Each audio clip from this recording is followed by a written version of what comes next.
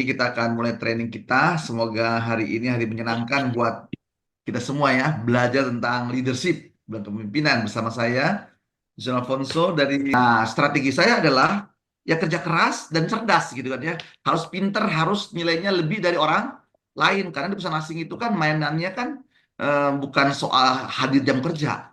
Berapa kinerja kita yang bisa kita capai dan bisa nggak melebihi rata-rata gitu kan ya. Nah, saya kerja, orang lain kerja 8 jam, saya kerjanya 12 jam, saya belajar, saya kerja proyek-proyek yang orang lain nggak mau kerjakan, saya kerjakan. Saya ambil alih gitu. Karena saya ingin belajar di luar. Saya banyak belajar di luar juga terkait dengan semua bisnis gitu ya. Nah itu teman-teman, jadi karir saya dari foreman, leader, cepet-cepet ya, supervisor 2 tahun, langsung jadi manajer, direktur, dan terakhir mau direktur utama, nggak terima. Nah ketika saya agak mentok sedikit, 30 tahun gitu ya, kapan nih direktur utama, kok nggak tembus-tembus ya? Nah, akhirnya saya mulai berpikir, oh iya, kembali ke cita-cita awal, yaitu menjadi seorang direktur entrepreneur, dan akhirnya, nah ini keburu menikah ya, misalnya keburu menikah di usia 29 tahun, ternyata agak menghambat ya karir juga. Akhirnya 35 tahun saya putuskan, saya harus kembali ke rel di awal, strategi hidup saya, jadi entrepreneur. Kan secara pendidikan udah lengkap, secara pengalaman kerja di perusahaan asing sudah gitu kan ya. Nah akhirnya 30 tahun saya mulai bisnis dan mulai deh meliding diri sendiri. Nah ini memimpin diri sendiri disiplinnya. Kalau dulu kan ada perusahaan gitu ya. Nah ini teman-teman pengalaman dari segi literatur, knowledge saya, dan pengalaman di bisnis. Dan ternyata teman-teman, apa yang terjadi ya? Bisnis itu saya kalau di perusahaan asing cepat karirnya. Di bisnis 3 tahun saya menderita loh. Menderita banget. Ternyata nggak segampang kita bekerja di perusahaan asing gitu ya, perusahaan-perusahaan itu. Ternyata bangun diri sendiri itu nggak gampang. 3 tahun. Dan disinilah baru kekuatan spiritual muncul gitu ya. Tuhan, aku nih pengen banget jadi entrepreneur gitu ya. Tapi ini udah tahun ketiga nih. Kok belum dapat hasilnya ya? Belum kelihatan. Padahal Tuhan, aku nih udah ahli kimia, juga ngerti keuangan, saya dari jago marketing dari FEUI gitu ya. Memang saya kuasa di situ gitu ya. Kok nggak bisa ya? Nah, detik terakhir di tahun ketiga itu terjadilah mukjizat, teman-teman ya. Inilah miracle ya. Dalam namanya di sini terkait dengan leadership spiritualitas kita ya. Nah ini saya sekarang lagi menggali terus ya tentang leadership spiritual itu. Ternyata tantangan itu banyak. Walaupun secara background kita udah lengkap gitu ya. Nah kita bersyukur bisa main lolos ya 3 tahun, akhirnya saya nggak kembali karena saya bilang ke istri saya, eh, 3 tahun saya nggak berhasil jadi entrepreneur, saya akan kembali kerja gitu ya.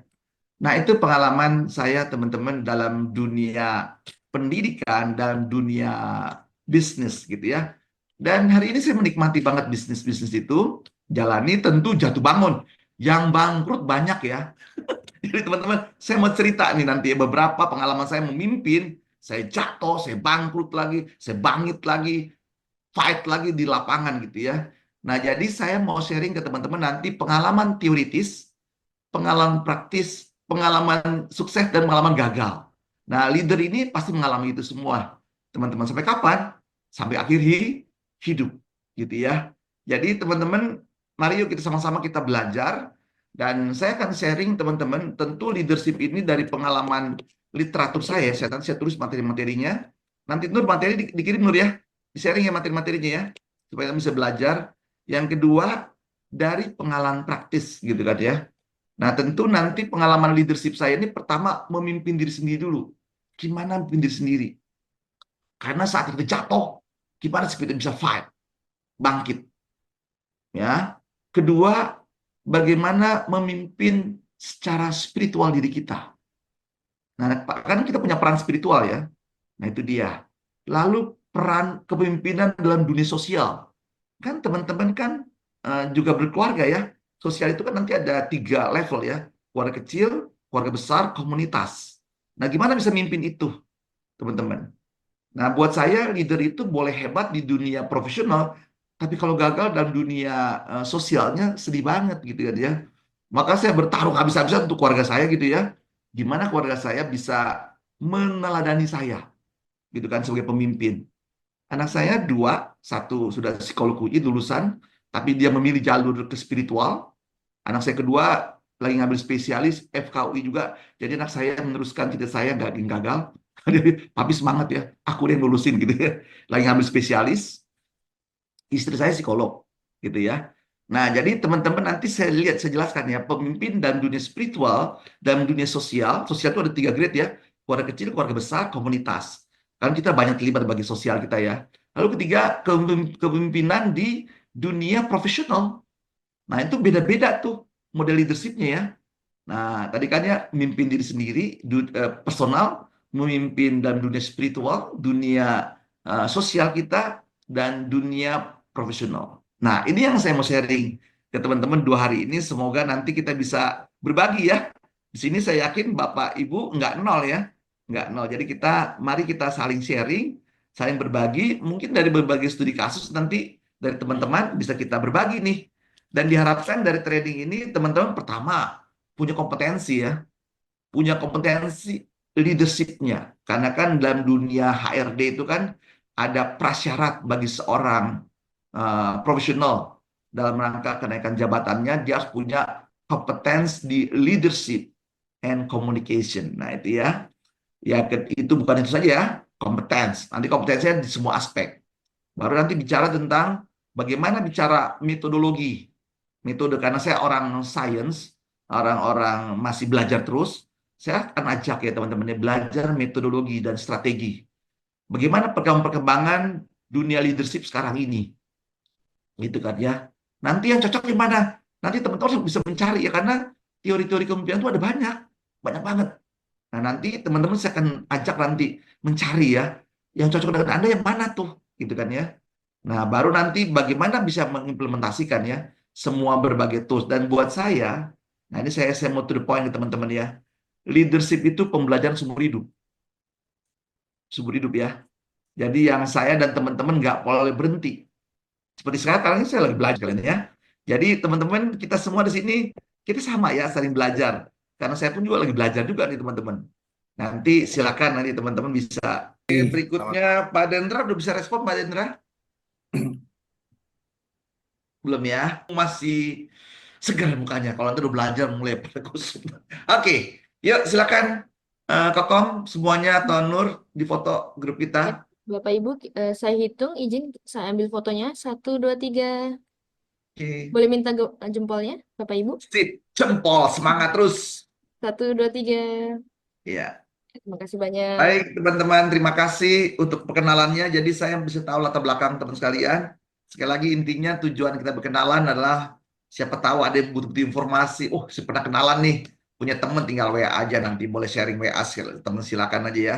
Kan kita kan leader ini kan yang tadi kata Pak Henry, membangun jejaring sosial kita harus bagus gitu kan ya. Dimanapun kalau leader nggak punya kemampuan membangun jejaring itu kan dari dalam maupun dari luar gitu ya. Itu bisa menolong kita banyak hal gitu kan ya. Ya, baik. Kita akan langsung sharing nanti materi langsung di-share aja Nur ya. Supaya kita bisa belajar dan training ini pun juga sekaligus train for the trainer ya. Teman-teman di bidang HRD nanti silakan materi ini mau di-share, dibagikan, boleh ya. Saya ingin banyak orang makin memahami dan mengerti dan cerdas gitu kan ya di dalam melalui diri Anda gitu-gitu yang sudah belajar duluan. Jadi buat saya konsepnya jangan pernah belajar lalu untuk Anda simpan sendiri ya, bagi. Begitu Anda bagi, maka Anda makin mengerti, oh iya, bisa banyak kelemahan saya di sini juga ya. Oke, baik ya dari training kita, target kita hari ini, teman sekalian ya, sudah jelas ya slide saya ya. Jadi training kita semoga teman-teman nggak salah kamar. Ini materi kita yang kita pelajari. Kita belajar secara online, 2 topik, jadi 1 hari kita bahas tentang leadership, komunikasi. Hari kedua, jadi singkat ya. Tadi kan sudah saya awali ya. Teman-teman, leadership ini pembelajaran seumur hidup, termasuk komunikasi. Komunikasi ya, teman-teman, apalagi komunikasinya di perusahaan kan. Hari ini bisa sukses komunikasinya, besok belum tentu ya. Bahkan kompleksitas di bisnis, di corporate, atau dimanapun Anda menjalankan kehidupan, itu komunikasi penyebab terbesar ya, konflik-konflik di hidup kita ya. Jangankan komunikasi dengan orang lain, dengan diri sendiri aja sering konflik gitu ya. Nah, jadi kita belajar. Jadi ini pembelajaran sebagai dasar kita untuk melangkah nanti. Jadi pembelajaran ini di awal, lalu nanti teman-teman saya akan beritahu ya, saya akan sharing bagaimana cara saya belajar, gitu kan ya. Nanti di mana belajar saya, gitu kan ya, nggak boleh berhenti, gitu kan ya. Jadi belajar terus, nanti kita lihat. Yuk, lanjut lagi ya. Nah ini agenda kita, kalau bisa besok ya, hari ini jam 16, dan kita lihat perkembangan, teman sekalian ya. Lalu tadi manfaatnya apa sudah saya jelaskan tadi ya, supaya Anda profesional, punya kompetensi profesional seperti ini, punya pernah ikut training lah gitu ya. Secara metodologinya, segala macamnya gitu kan ya. Apa yang mesti dikembangkan, bagaimana cara berkomunikasi efektif, bagaimana metode komunikasi dan bisnis gitu ya. Dan pada akhirnya Anda bisa menerapkan ya semuanya ini. Ya minimal buat diri Anda sendiri. Kedua, bisa nanti di tim Anda, lalu Anda bisa share ke semua bagian. Oke.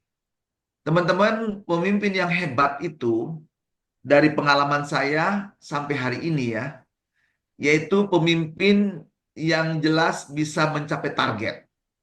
Mencapai target ya. Kalau pemimpin nggak bisa mencapai target, ya berarti dia belum bisa membawa dirinya mencapai target. Karena bagi saya, seorang leader itu adalah, itu jelas ya tujuannya ya, membawa dirinya. Nah, kedua, membawa manusia-manusia yang ada di bawahnya. Nah, ini kan bicara man. Padahal kan kita membawa juga 4M yang lain. Nah, kan ada man, ada mesin, ada material, ada methods atau sistem, ada money-nya. Jadi membawa itu ya, membawa misi itu kita, membawa semua target-target yang dibebankan kepada kita. Atau juga target-target yang memang kita sadari ya, kita akan lakukan. Tadi kan saya jelaskan tadi ya, peran manusia di dalam kepemimpinan itu ada 4 minimal yang mesti Anda jalankan. Yang pertama, peran spiritual Anda. Ya, spiritual itu penting ya. Targetnya jelas ya, targetnya surga ya. Surga dunia dan surga akhirat nanti. Jadi kalau Anda nggak bisa memimpin diri Anda sendiri, membawa ke surga, ya terjadinya sebaliknya. Anda membawa ke neraka diri Anda, kan gitu ya. Nerakanya dunia maupun neraka akhirat. Lalu membawa visi misi diri Anda secara personal, ya. Anda bisa nggak membuat diri Anda bahagia, memimpin diri Anda mencapai idealisme Anda, cita-cita Anda, yaitu kebahagiaan diri Anda. Nah itu ya, itu menarik teman sekalian ya. Itu peran secara personal Anda. Lalu peran secara sosial, Anda kan berkeluarga, harus bisa membawa, memimpin keluarga Anda, anak, suami, istri, keluarga Anda menuju cita-cita keluarga. Nah, semua punya target, ya. Eh, saya bersyukur ya, sampai hari ini saya bisa membawa anak-anak gitu ya. Saya jelaskan pertarungan hidup itu seperti ini. Dan mereka akhirnya bisa mengikuti jejak ya, seorang pembelajar sejati juga kan gitu ya. Dia belajar. Tapi kalau ketika saya tanya karena saya, apakah saya sudah menjadi seorang ayah yang ideal? Wow, ternyata teman-teman 100 catatan penting yang perlu diperbaiki dalam diri saya. Itu di keluarga kecil ya, belum lagi keluarga besar. Nah, baru kita masuk dalam dunia profesional. Terus juga jelas juga target gitu ya. Nah, target-target yang mesti dicapai. Jadi buat saya parameter kita sebagai seorang leader adalah mampu mencapai target itu sendiri, gitu kan? Nah, kalau nggak mencapai target gimana? Nah, ini tantangannya. Anda bisa nggak? Ya pilihannya bisa beradaptasi lalu die. Nah, saya ceritakan tadi ya, gimana saya beberapa habis saya habis hilang, gitu kan ya. Nah, buat saya nggak apa-apa, pembelajaran aja buat leader ini kan di situ ya, pertarungan hidup gitu kan ya. Bisa nggak bertahan diri Anda menghadapi situasi lagi genting gitu kan ya. Jadi gini teman-teman, dari pengalaman nanti pengalaman Anda secara teoritis, secara konseptual tentang leadership itu nanti diuji ya. Diuji dalam kehidupan teman-teman. Nah, terutama pengujian itu waktu susah ya. Waktu terjadi perubahan yang keras ini ya. Perubahan keras ini. Mampu nggak Anda membawa diri Anda tetap happy? Membawa diri Anda secara spiritual tetap dekat kepada Sang Pencipta. Lalu bisa membawa keluarga Anda. Lalu terakhir ketika ada dunia profesional, bisa membawa perusahaan Anda bisa survive. Bisa hidup, bisa bertahan. Gitu ya. Nah ini berbagai bentuk-bentuk param. Jadi saya mau melandasi teman-teman Leader itu punya parameter jelas ya, patokan ukuran, yaitu achieve the target. Nah, itu ya. Ini yang nggak mudah, teman-teman ya. Nah, sementara faktanya, dunia terus berubah. Ya, oh saya pembelajar, gitu kan ya. Nanti dia tahu, oh iya ya. Bahkan saya kalau sudah level sama bule-bule gitu ya, mainnya adu bacaan buku ya. Buku-buku terbaru apa yang Anda baca. Nah, kita sharing situ. Dan apa ya proyek improvement kita lakukan.